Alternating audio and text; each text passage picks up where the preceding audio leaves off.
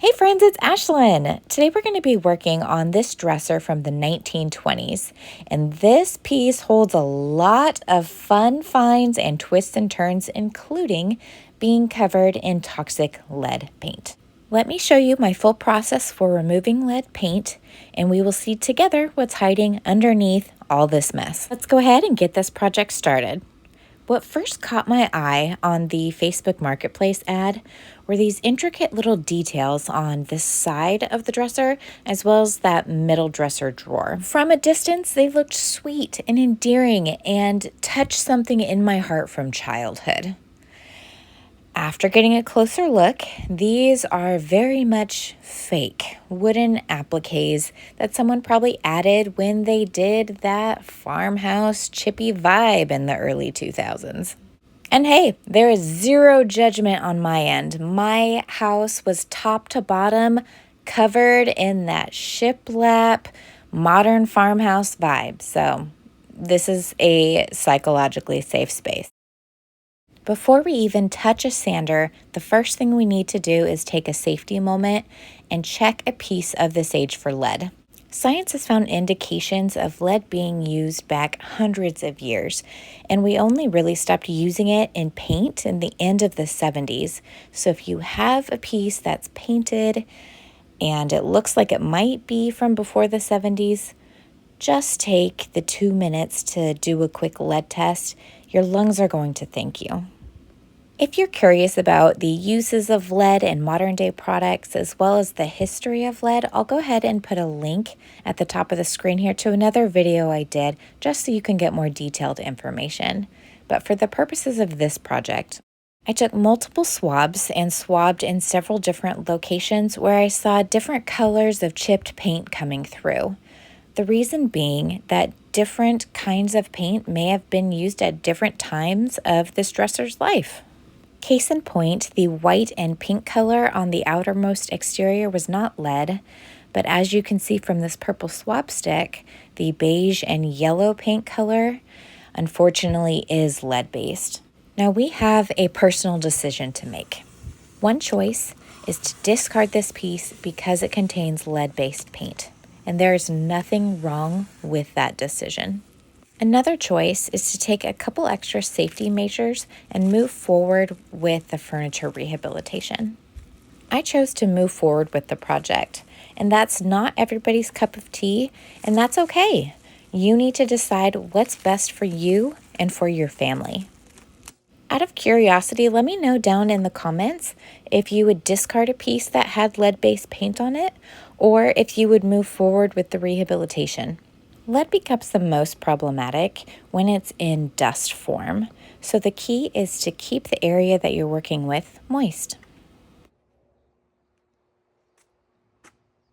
Gloves, eye protection, and a proper respirator are a must, but one would argue you should be using all of those things regardless if it's lead paint or not.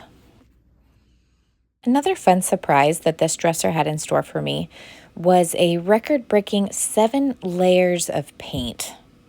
And I have never taken so much time to chemically strip any furniture piece, maybe altogether, in my entire time than I did with this particular dresser. It was a lot, but it was fun to see the different colors come through, knowing the different kinds of trends that had gone through the decades. So maybe this green was the 50s and 60s, and the hot pink and brown was the 80s. So from that aspect, it was fun. And I mean, between you and me, I really do love chemical stripping. But still, it did get pretty tedious over the hours and hours that it took place. I tried a different method with these sweet little legs because they had a lot of nooks and crannies in them.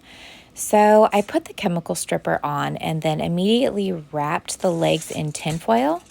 And what was actually supposed to happen was you apply the chemical stripper, let it set up, and then you remove the chemical stripper with the aluminum foil.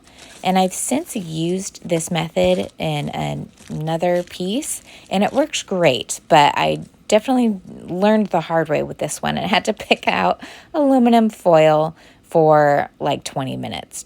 because it had just shredded in the chemical stripper. After hours of chemical stripping, I'm still only here, which is very frustrating. So I don't know what kind of wizardry they put in that lead paint, but my gosh, it's hard to get off.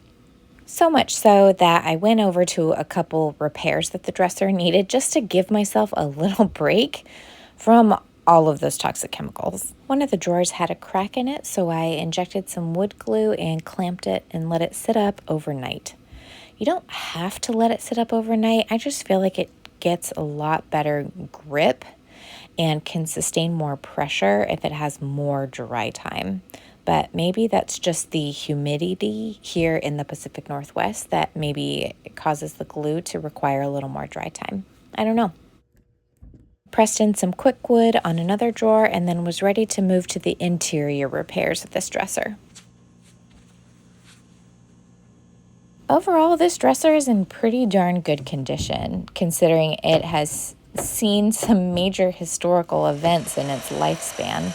I mean, we're talking Pearl Harbor, the Wright brothers, assassination of JFK, Civil Rights Act being passed. All of these are huge.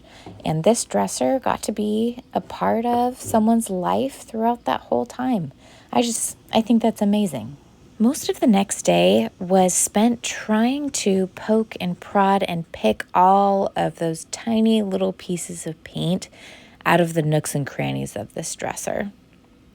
Most of the danger had been removed at this point, and it was just this tiny detail-oriented work that, while I do enjoy it, it did get very time-consuming and very monotonous. I wish I would have kept track the amount of podcasts I listened to while I was picking. My Spotify Wrapped was built brick by brick with this little dresser.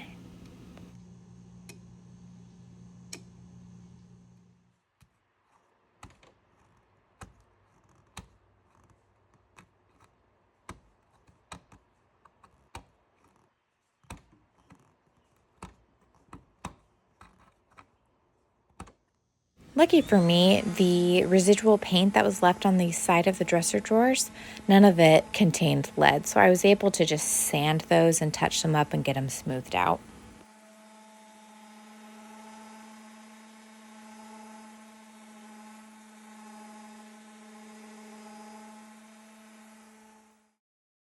Here's where another surprise comes in, but this one is of my own doing. After all of that picking and stripping, I could not get all of that paint off the body of the dresser, and I just did not feel comfortable or confident giving a dresser that potentially had some lead-based paint on it to somebody who might put it in their kid's bedroom, and then the child goes and gnaws on the dresser and gets exposed to lead. I just couldn't do it in good conscience. So I did end up painting it after all of that work. It's okay. You can be upset. I am upset still as well. I just couldn't do it. It didn't feel like a good, kind human move. But wait, there's one more unwanted surprise in store. I applied a wood conditioner to these drawer fronts to prepare them for staining. Applied the stain of my choosing, and it turned out blotchy, uneven, and basically horrible. Trying not to panic and trying not to get overly annoyed, I sanded everything back down to raw wood and prepared for round 2. This time, I tried to seal everything in a de-wax shellac to get everything on an even playing field before applying stain again. And emphasis on the word trying, because that did not work either. So we pivot. That's what we do in life, and that's what we do in furniture repair. As I'm working through a project that contains lead paint, I just keep a paint can on the side and put all of my supplies and the remnants of the paint in said paint can. That's just what works for me. Then when you're through, just look up your local county's regulations about disposing hazardous waste. You know, you learn lessons on every single furniture project that you do, but this one This one gave me an education. Including purchase price and supplies, I am all in at $125 for this piece, with a grand total of 24 hours spent rehabilitating this piece of history. While I do harbor some guilt about painting this piece, I do think that it turned out beautiful. The drawers I was able to salvage the wood stain on turned out lovely. And these little legs are so cute. And I really hope that the next family appreciates and cherishes this dresser the way that I do. If you enjoyed this video or learned something new, give it a thumbs up and consider subscribing. I'll see you next time.